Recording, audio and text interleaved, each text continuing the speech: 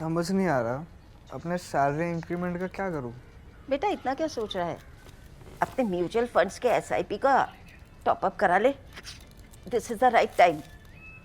क्या? समझ में नहीं आया। बेटा इतना क्या सोच रहा है? अपने म्यूचुअल फंड्स का एसआईपी टॉपअप करा ले। This is the right time. अब समझा।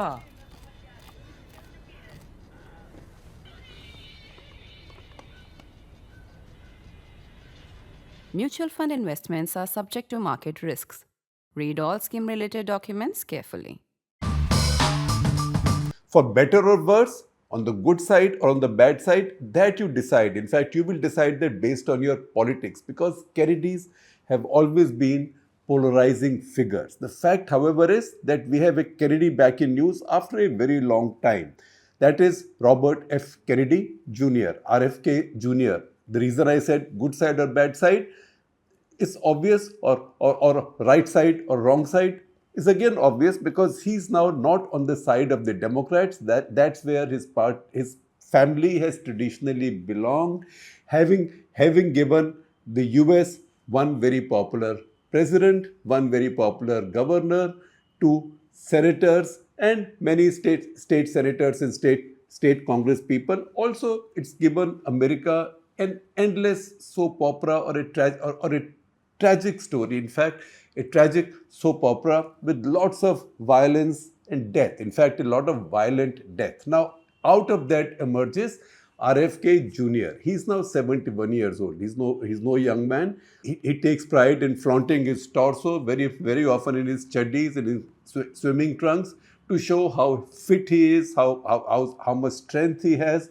That is because he's also promoting his kind of politics and his most controversial views on health, nutrition, vaccines, medication, etc. He's now been nominated by Donald Trump to be his Health and Human Services Secretary, HHS position. This is a very key position in America. Now, if he gets that position, this would be a radical shift, because his view on pharmaceutical industry, his view on vaccines, he's an anti-vaxxer in so many ways, and also he's a litigious character. He's somebody who's made lots of money from the law of torts as it's played in America. He's been suing companies and getting compensation and keeping a part of it. So he's a very controversial figure. He might say, however, that he's on the right side of history now, not on the wrong side, because he ended up on the winning side. Initially, he threw his hat in the ring in the primaries to contest as a Democratic candidate against Joe Biden. That didn't work. That didn't take him very far. Then he tried to be an independent. That didn't take him very far. Then he endorsed Donald Trump, because his own politics is more like Donald Trump's. If anything, on many issues, even more to the right of Donald Trump's. And once he endorsed Donald Trump, then he joined the bandwagon. The reward for that is this nomination. Now, this is going to be a very difficult nomination for Trump to win. Trump already struggled getting his nominee for Secretary of Defense, Peter Hegseth, to win. That only, he was only able to swing it after a tie, because a couple of the Republican senators decided not to vote for him. He only swung it because the vice president, it is something which is not usually done in America, the vice president went out to vote. That's how Peter Hegseth became defense secretary. This nomination, if anything, might be even tougher than that. And as we go along talking in this episode of Cut the Clutter, you will be able to see why. Now, while in the Senate, on the Hill, in the Congress, there was a lot of buzz already and a lot of controversy already, and people were sharpening their knives, because there are a lot of people, enough people, in fact, I would say, who don't want him to get this job. Once again, if this has to be pulled through, this only has to further confirm Donald Trump's total control and takeover of the Republican Party, because in the American system, as you know, the whip system doesn't work, and legislators can vote across the party lines. They can vote against the party's candidate as well. So in this case, again, as in Peter Hegseth's case, Donald Trump will have to use the danda and order everybody, or the whip, okay, it's not the danda, the whip, not technically the whip, because that doesn't exist, but to say that if you are on my side, then you vote for my candidate. Otherwise, you are a Democrat, communist, etc., etc., etc., whatever he wants to call them. Now, the big attack now on him, RFK Jr. issue has been escalated because one of his cousins, Kennedys are a large clan. Kennedys are a Catholic family, and I see references of John F. Kennedy, who became president while he was senator, in fact, opposing the US government advising other countries to exercise birth control, because that was the Catholic view. And he said he spoke with bishops, and that's why he was saying other countries can take their own decisions. America should not be advising them. Now, whatever happened to other countries, I think Americans were advising India for a long time to do birth control, and other countries, and those countries were sensible to listen to that advice and also to do sensible things on their own. So India's family planning program came into being around that time. However, in the Kennedy clan, each member of the clan has had a lot of children. That's why it becomes very difficult and very challenging to track the clan picture. See this picture on your screen. This is basically the Kennedy clan, starting with the parents of John F. Kennedy, who became president, his two better known brothers, that is Edward Kennedy, Ted Kennedy, who was the last to die in 2009, the only one to die a natural death, and his other brother, Robert Kennedy, his kid brother, who was also assassinated like John F. Kennedy. Now, besides them, they had a fourth brother, Joseph Kennedy Jr., who died as a fighter pilot, in fact, as a bomber pilot, while on a secret mission during the Second World War in 1944. So if you look at this family chart, there is a lot of violent death there. And as we go along, you will find more and more violent death. And most of the people who've died these violent deaths died quite young. So tragedy has followed this family or this clan right through. In this process, what's happened is that the larger clan or the cousins or the siblings have generally stayed together. And that is what one of the more famous cousins of RFK Jr., who's now spoken out, Caroline Kennedy, she mentions she's now written a letter to the senators, which she has released to the press. She's also recorded a video. Until now, she was US Ambassador to Australia. In the past, she's been US Ambassador to Japan. But as happens in the American system, as the presidency has changed, her ambassadorship has ended. She's now a free citizen and she's spoken out. And what are the things that she's saying? So first of all, it's rare for a Kennedy to speak out like this.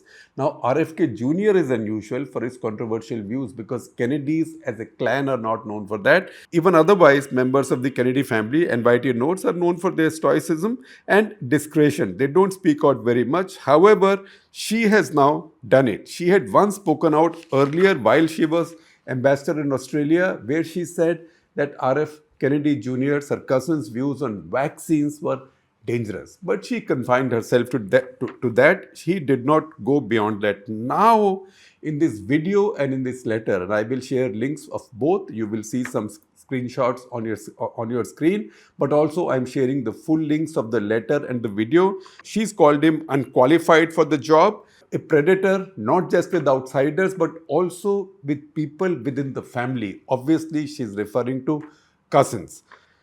And unqualified for the job, a predator, not just with outsiders, but also within the family, a hypocrite. And then she notes that we are a group of 28 tight-knit cousins. We don't speak very much about each other and we don't get into any controversies. But the rise of RFK Jr. is something about which I cannot keep quiet. Then she says, and I'm quoting from her letter and her video, RFK Jr., expropriated my father's image and distorted President Kennedy's legacy to advance his own presidential campaign and then groveled to Trump for a job.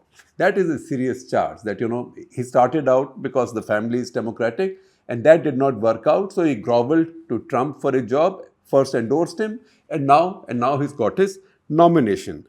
The man who claims the mantle of President Kennedy in this case, his pets, he's a predator himself, and you can see it in the pets he keeps. His pets are birds of prey, or his pets are predators.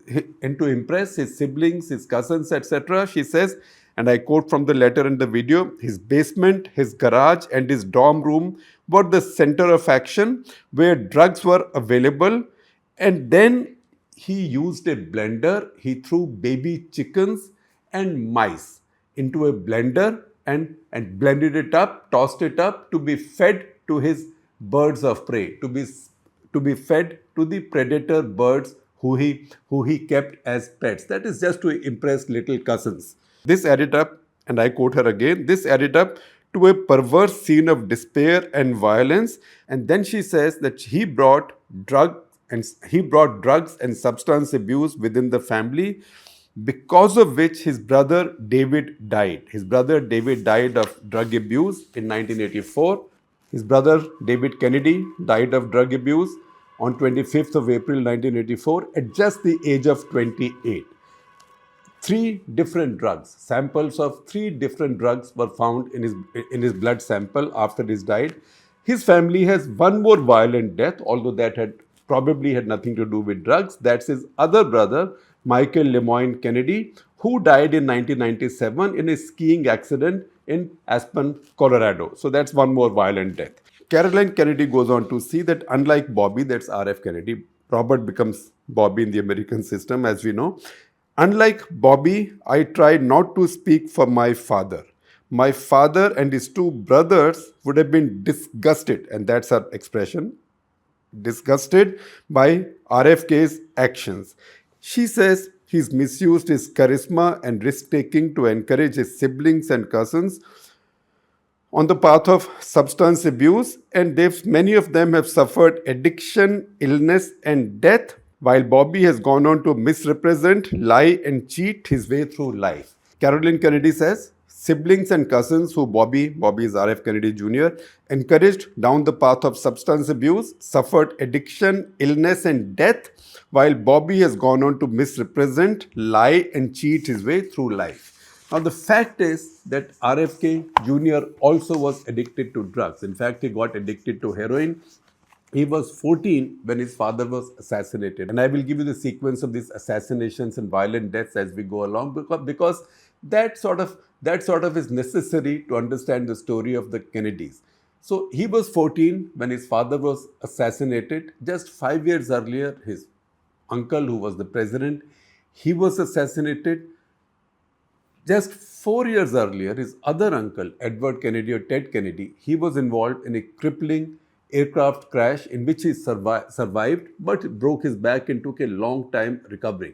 So he blamed his own heroin addiction at such a young age on the tragedies that he had faced. And because of that, he got some TLC, tender love and care. Finally, in 1988, he made a confession before a jury that he was in possession of heroin, but he was let off lightly because of all these other mitigating factors. And she says that she admires the fact that he had the strength to recover from this and to be free of drugs after that, while so many of his cousins and siblings. Now, as Caroline, the cousin, has attacked RFK Jr., his own siblings, his direct siblings, that is Joseph Kennedy too, and Kerry Kennedy, his sister, they have both also risen in criticism of his nomination. Kerry Kennedy actually says, I love Bobby. It is heart-wrenching to be in this position. His positions on race and vaccines, she says, are deplorable and untruthful. Another cousin of his, Stephen Smith, he's also sent text messages to newspapers saying that he's not qualified for the job. And Caroline, of course, described him as having become a leader of the poster boys of bad behavior.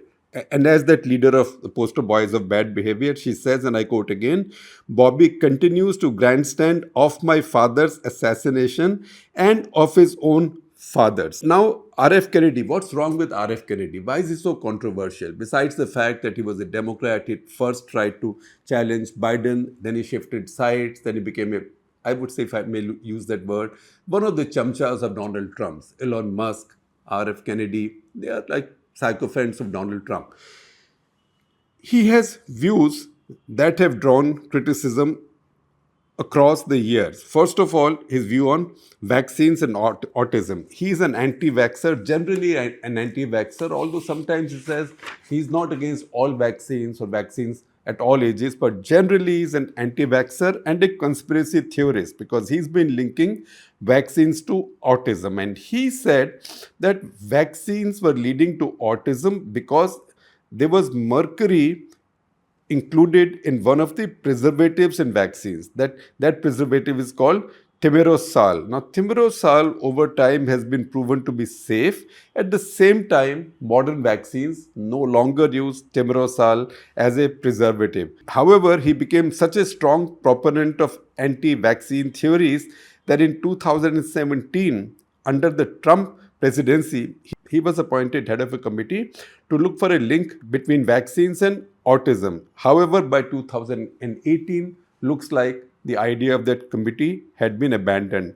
His second controversial view is COVID-19. First of all, he was listed by watchdog groups as among the 12 top spreaders of anti-vaccine hate during the COVID crisis.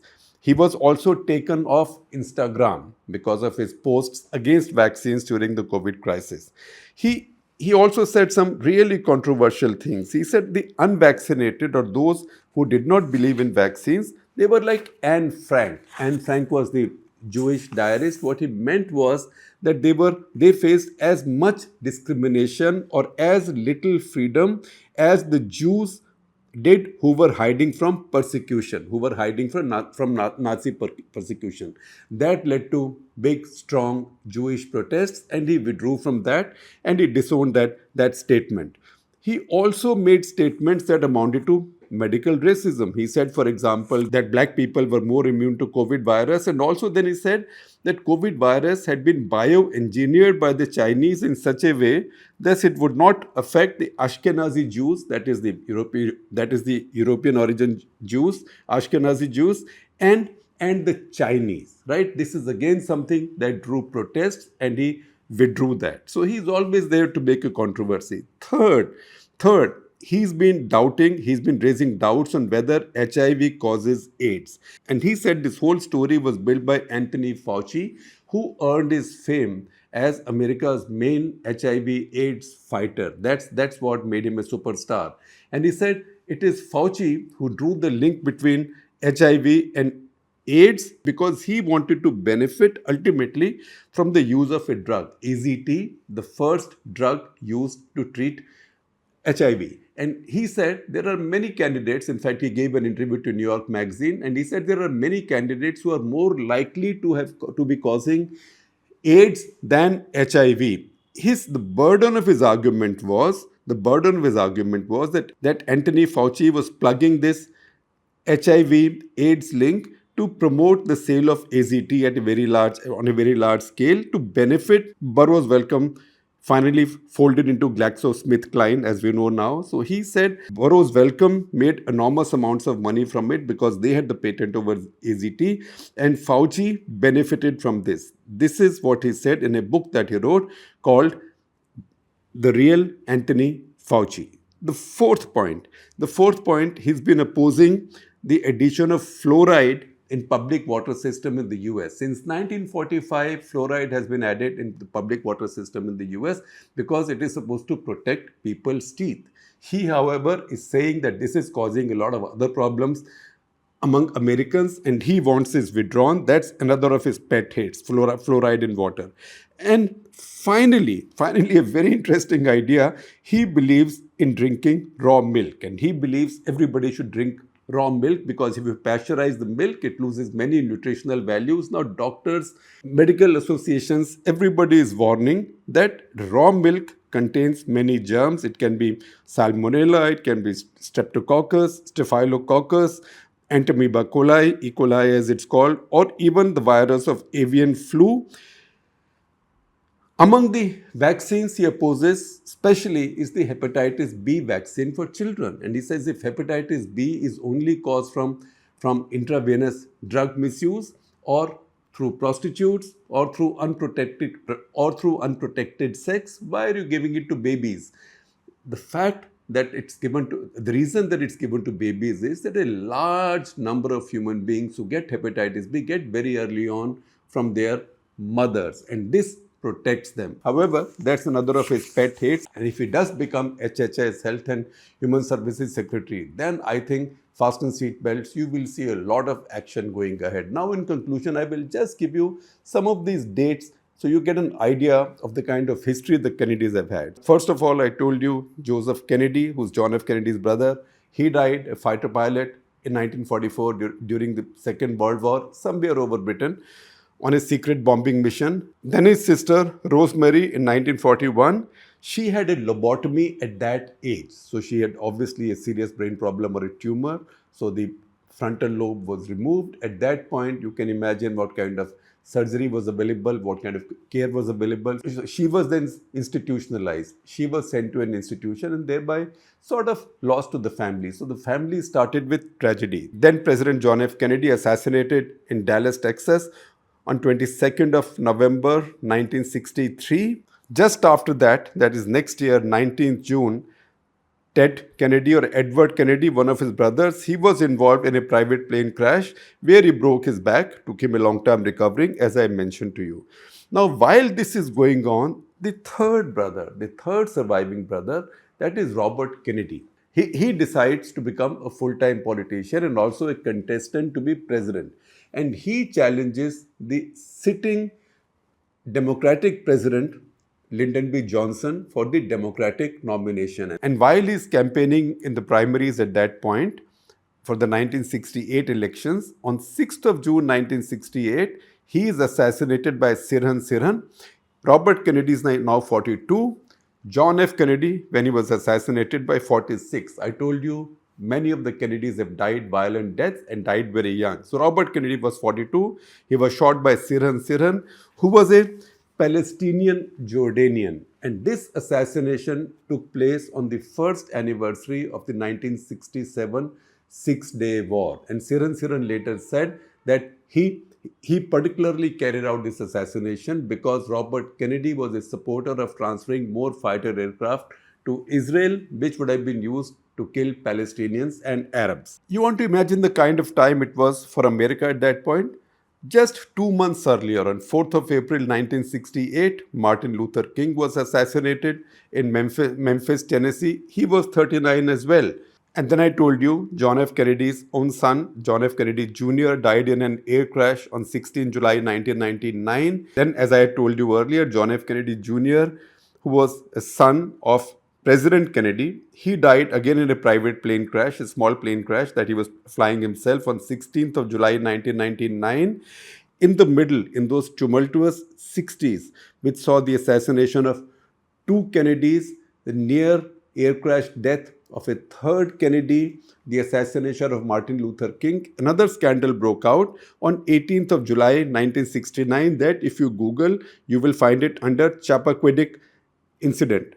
Chappaquiddick is an island off Martha's Vineyard in Massachusetts. That is where Edward or Ted Kennedy had gone for a party with some of his aides, many of them young women, and he was driving one young woman, quote unquote, home, Mary Jo Kopechne, and looks like he was driving recklessly, went off a bridge into the water, swam to safety, was not able to save the woman, or maybe did not try to save the woman. That's one of the eternal controversies that has chased the Kennedy clan. That bedeviled his political career. He did stay in politics, but senator is about as high as he reached from that point on. And I've told you already about David Kennedy, the son of senior RFK, who died of drug addiction in 1984, and also his brother Michael Lemoyne Kennedy, who died in a skiing accident. You can see violent death has chased the Kennedys all this while. Among them now, RFK Jr. is a survivor. And survivor how?